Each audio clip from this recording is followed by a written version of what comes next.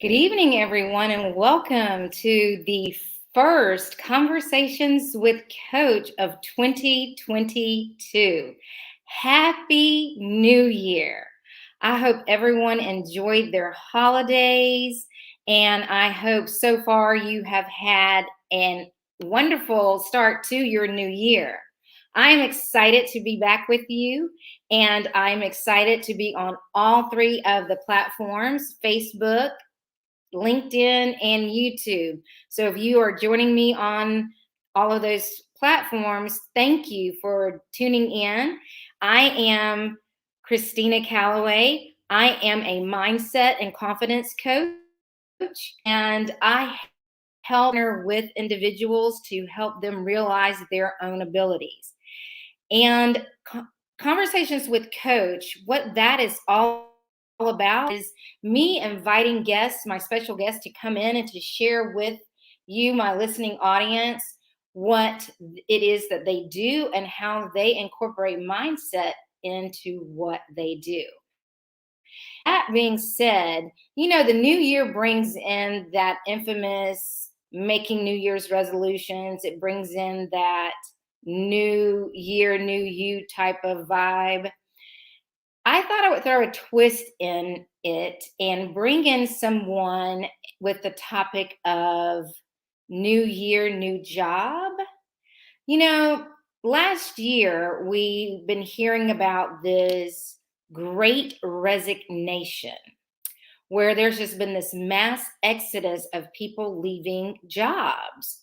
And it has to do with people just realizing through the pandemic that being underappreciated or not valued by their employees or employers is no longer okay.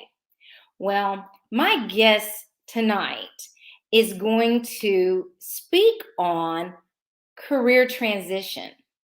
Before I bring her up, Robyn Sessoms is a certified career transition coach with over 25 years of corporate sales and marketing experience. She has an extensive experience in career coaching, personal and professional development. Robyn has held several leadership roles throughout her career, and she has an MBA from Clark Atlanta University and a BA in International Relations from San Francisco State University. Now, I can go on and on and on about her accolades, but that is just going to take up too much of our conversations with Coach. So without further delay, let me introduce, and I want you to help welcome her by filling up those chats with hearts and likes. Help me bring in Coach Robyn Sessoms. Hi. Hello, Robyn, and welcome to Conversations with Coach. Thank you. Thank you for having me, Christina. I really appreciate the opportunity. You are most welcome. I am so grateful and thankful for you joining me and my team. Yeah. And I'm just super excited to talk with you about career transition coaching. I'm just going to be real honest with you. Until I met you, I didn't know that there was a such thing called career transition coaching. And so I want you, we're just going to jump right on in. I want you to share with everyone and tell us exactly what is a career transition coach. Well, for the record, before I started coaching, I didn't know there was such a thing either. So it's what a career transition coach is. What I do, the services I provide, is really to help people navigate any kind of career change that they're about to make. So transition, to define that word, change, just to simplify it. So any kind of a career change, and that can look a multitude of ways, but I'll highlight 5 that probably represent 85% of the people that I tend to coach. So the first is the most obvious, which would be a promotion. So if someone's looking to be promoted within the organization that they're already working in, it doesn't matter if it's a corporate or a nonprofit or whatever industry, it doesn't matter. Sometimes there's a lot of opportunity to continue to move up in that organization. The second I would say would be a lateral move of some sort. And it could be maybe you just want to change direction. So for instance, if you're in customer service and you want to go into finance, or you're in accounting and want to go into risk management, or something like that, or or HR and you want to go into sales. So there are times, and I've done pretty much all of these. So I can, during the course of my career. So these are the kinds of transitions. So that's two. So the third is the leaving the company. And it could be to pursue another opportunity that presents itself. There are obviously different reasons why people leave a company. Sometimes it's voluntary, sometimes it isn't, but you're no longer working for that organization. The fourth, I would say, would be when you're leaving the company, say, to pursue, like what we have, our businesses. Some people they've had that burning desire to be an entrepreneur. Now, most of my clients that I work with who want to eventually own their own businesses and just do entrepreneurship 100% of the time, they started as a side business. I hesitate to call it a side hustle because it's not a hobby, it's a business. So, so that would be the fourth. And then the final, I would say, are those who, and this is from my younger generation, they have a very special place in my heart because I spent a number of years mentoring, coaching, developing, and all of the above, those coming right out of college, going into their first job, their first real job. So that's a big transition because you're just literally starting your career out. And what I'm finding when I'm talking to this younger age group, there's a significant amount of anxiety that they don't necessarily show, but that's understandable because you're going from academia full time into a 9 to 5. As my daughter says, I can't imagine working 8 hours a day. I said, well, you're going to have to because you're going to be doing that soon. As a bonus, the final thing I'll say is someone who's retired. A lot of times people retire, they may retire early, and then they transition into something different. So that is wonderful. So just to recap, I put it in the chat and it is posting on YouTube, but for those who are on LinkedIn and Facebook, just types of transitions: promotions, lateral, exiting the company to become an entrepreneur, entering the first job, and then for those who are transitioning into retirement. Did I encapsulate all of that pretty well? Perfect. So in terms of, because I can see also in the chat, we have some individuals who are tuning in who are representing a couple of those that you just mentioned. We have someone who recently was a part of the Great Resignation. We also have someone who is looking to transition into, I believe she mentioned that she is planning, someone's planning very soon. She didn't mention exactly which way she's going to be going. However, she is looking to transition very soon. And so when it comes to transitioning, what would you say over those 6 types that you just mentioned? Is there anything they're also different? Yeah. But is there anything that you're finding that is common that I come across when I'm working with my clients? Exactly. Yeah, there's some common themes. A lot of times people, they know what they want to do, or they have an idea, like the bigger picture, but they're not sure how to go about doing it.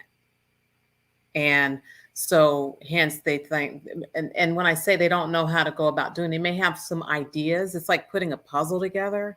You can look on the box and see what the picture is supposed to look like, but you're not sure all the pieces that are needed to put that puzzle together. And that's where me as a coach, I can come in and help them sort through that. So because they're not sure, then there's sometimes self-doubt creeps in and they begin to have limiting beliefs about, can I even do this? Can I leave the company and actually start a business? Or do I even qualify for that promotion? Oh my goodness, I'm in customer service and I really want to do sales. Am I going to be able to even segue into that? Wow. So you just mentioned something as it relates to mindset. When they're having those self-sabotaging thoughts and beliefs. what is something that you can help? There might be someone watching live Mhm. right now or on the replay Mhm. that you can, when they're thinking that way, what is something that you might be able to share with them? Yeah, the self-limiting beliefs or self-sabotaging thoughts is so much more common than you may realize. I would say that's first. So you're not alone in this. Mm-hmm. Not like it's an isolating incident and everybody else has it together. That is not the case. And I suffered from this gradually over a period of time, like a 10-year period. That's a long time Mm-hmm. to be in that state. And I found myself, how in the world did I get here? But I Mm-hmm. had to, then I realized when I went through this a leadership development class, and it was specific for African American women that my company sponsored for me to participate in.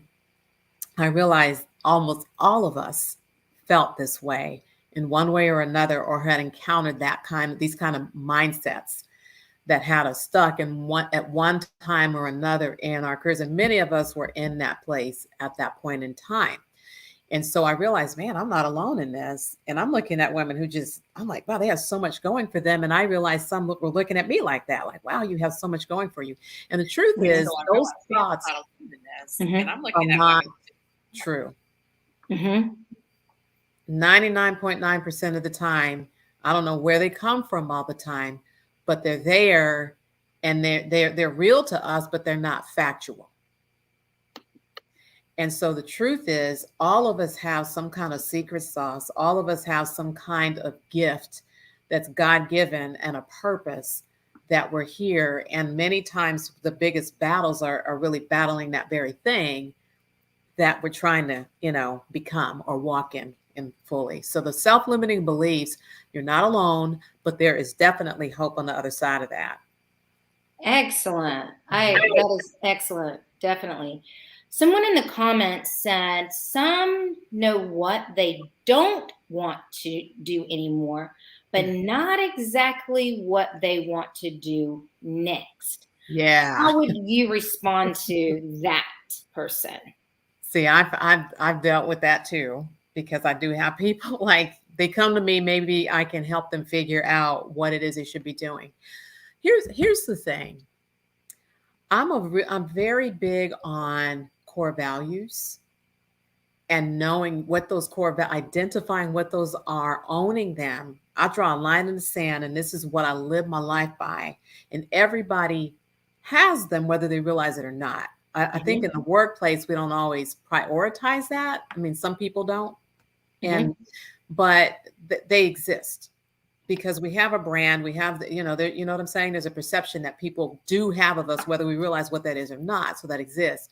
So the core values are important, and equally as important are knowing what our strengths are, knowing what our talents are, knowing what our tendencies are. Our what is the word that I'm looking for? Like um, we have a bent.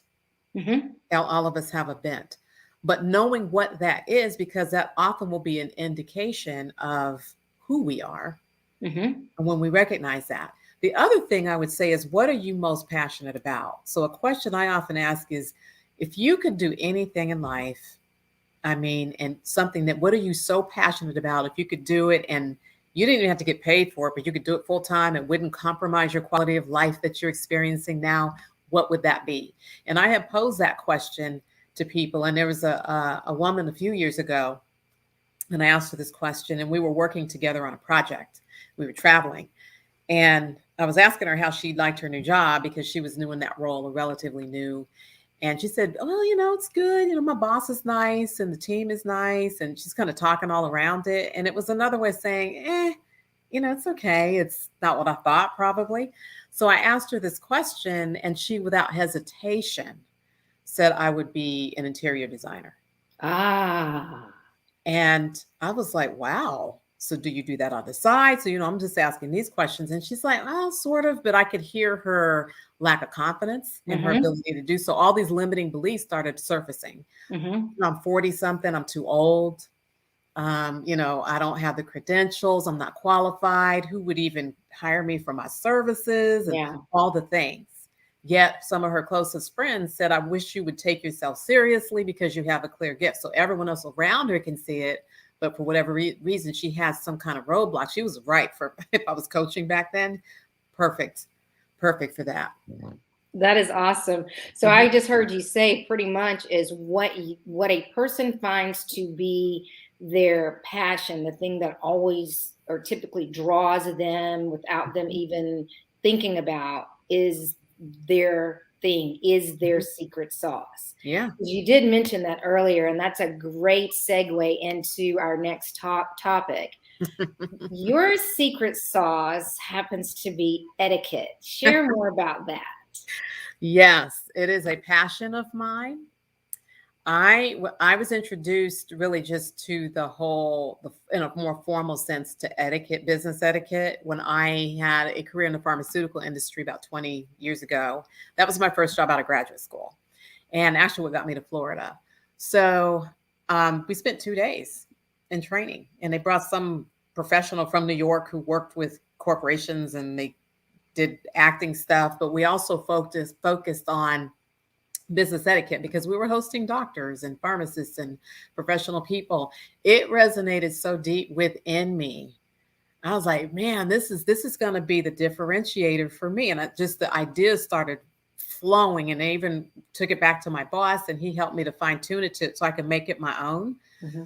But for me, and I perfected it over the years. So I educated myself. I was on everybody's blog. I was newsletter. I have a whole library of etiquette books here in my house. Mm-hmm. And eventually I went and I got certified at the Protocol School of Washington back in 2008. And I keep my certification up. So every 5 years. So I keep that up.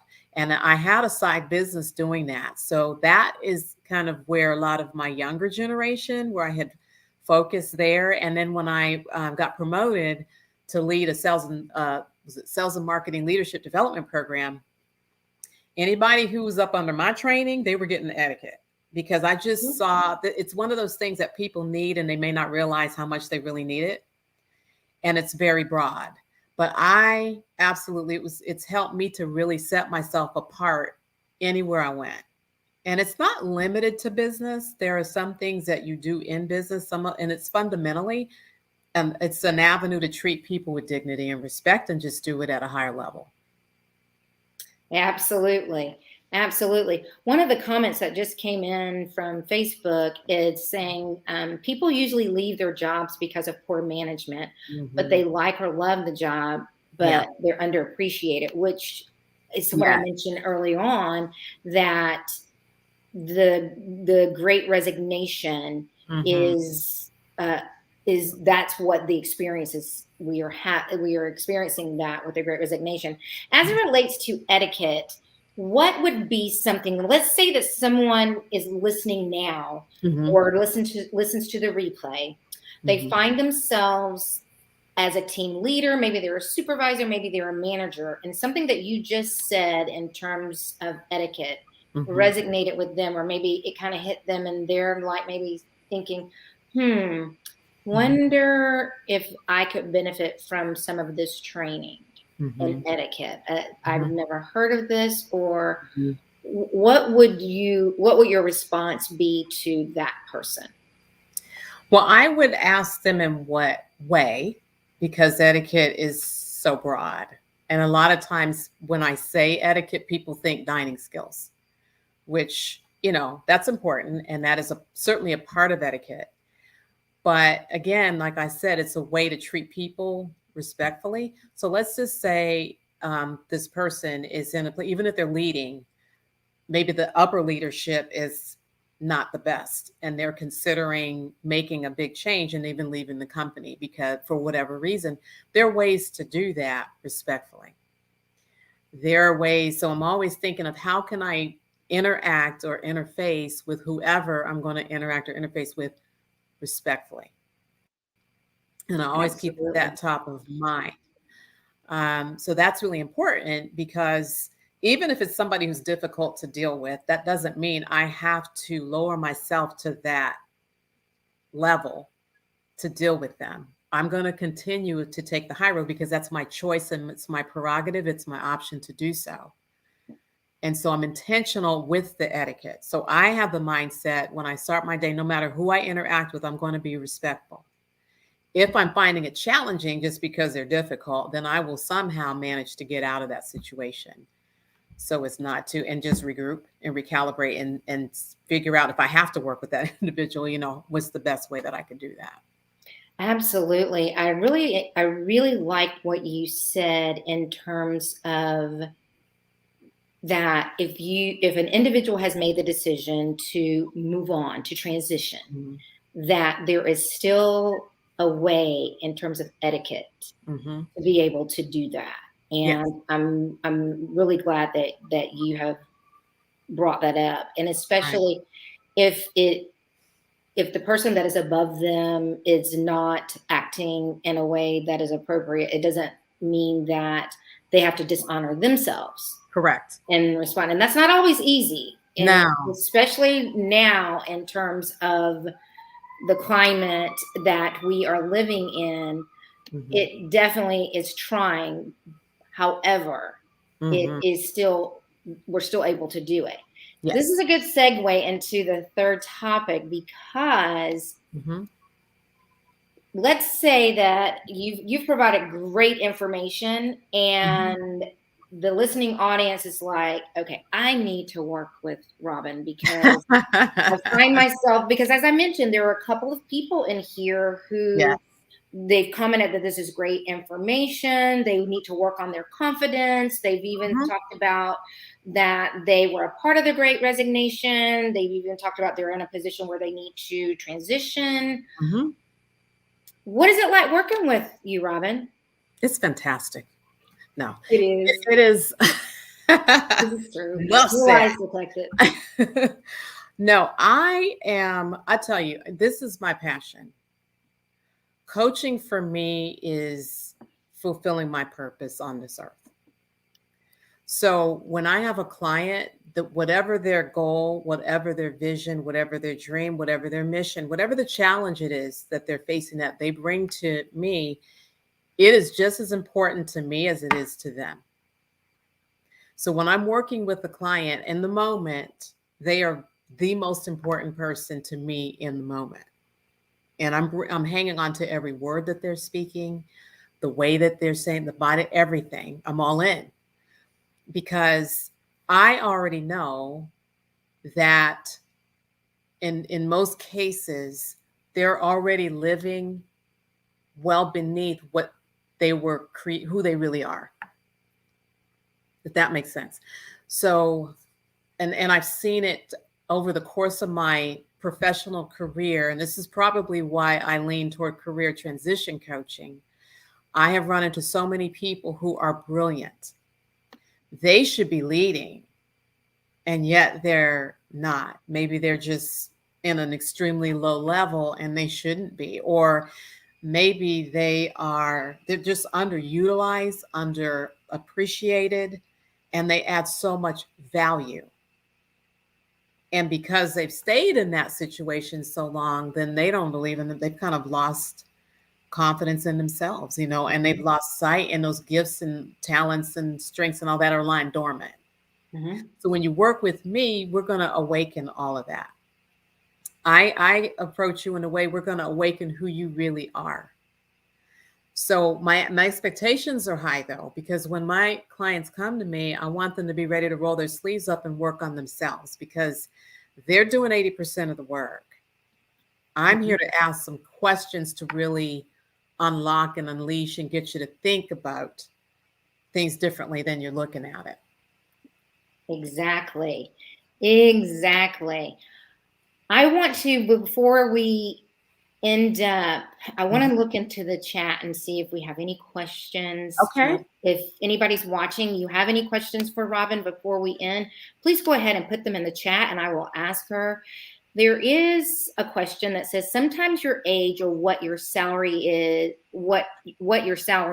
an issue when looking for new employment. Mm. How do you deal with that? Hmm. Age and salary and looking for new employment. Yeah, that's a good question, because, and I don't know how old that person is, but there's all that that sometimes is I will call it a limiting mindset. Because and I really get that from my mother, because I used to say things like, "Oh, someone's so old to be doing this," or "They're too young to be doing that." And a lot of times we're saying that to ourselves. And my mother would always say, "Old based on what?" Or "too old compared to what?" And I'm talking about a woman who got her master's degree at 62 years old and then had a career for 15 years after that. And retired as director of the Alzheimer's Association in Northern California. Wow. So I really believe when you know what you're called to do, when you know what your purpose is, not only do you know, you'll be more confident. People will see that in you, and it draws people to you, no matter what age you are. Absolutely. Absolutely. Let me see if there's any more questions in the chat. I agree with everyone. This has been a great, informative episode, and I encourage everyone to share it. Once it posts, when we finish, it'll go where you can share it. And let me make sure. Yes, I agree with you, Angela. Great session on wisdom. I agree. And there was someone that's on YouTube that wants you to know. Her name is Angela. And she says, "Thank you, Robyn, for inviting me. I really needed to hear this." Angela, thank you for tuning in. I appreciate you all so much. Keith said, "This is a very helpful information. He needs to work on his confidence."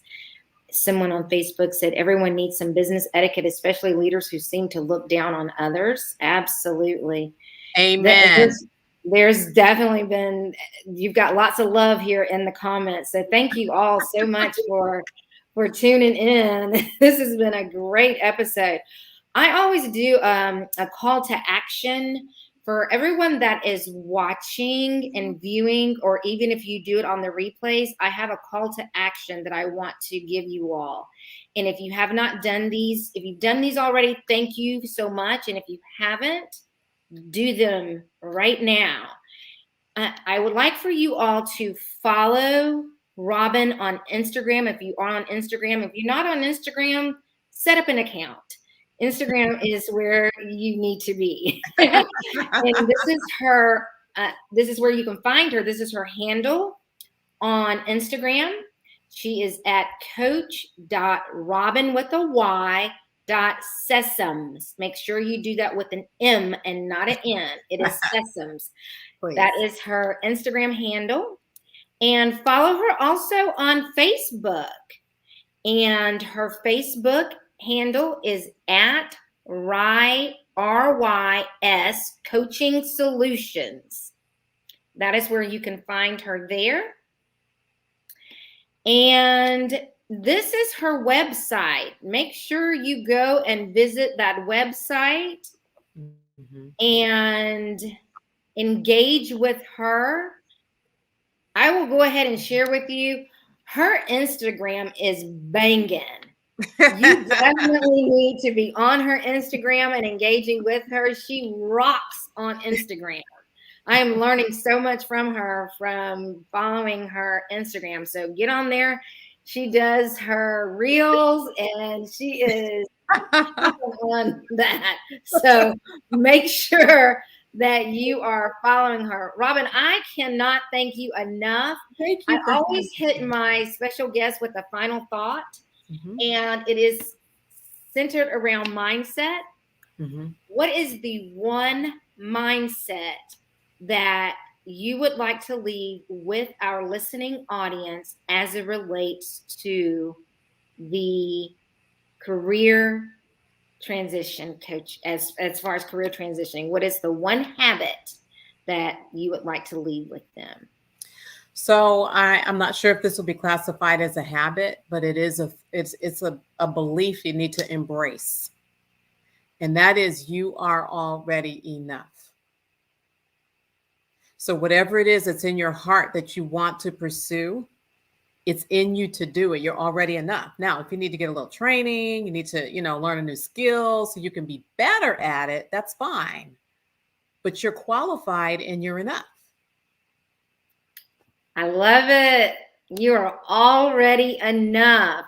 Robyn, thank you so much. I'm going to move you back, and I'm going to give some final information to my guests. Thank you so much. All right, everyone. So you have it. We had an excellent show this evening. I thank you all so very much for tuning in. And again, when the replays show, I want you all to share that. You can find me on all of my social media platforms. I'm going to put those up for you. You're already here on my Facebook page and my YouTube channels. But if you're on one and you don't know what the others are, let me share that with you.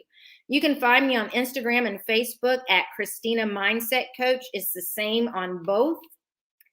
My YouTube channel, please subscribe to that. We are trying to get that up.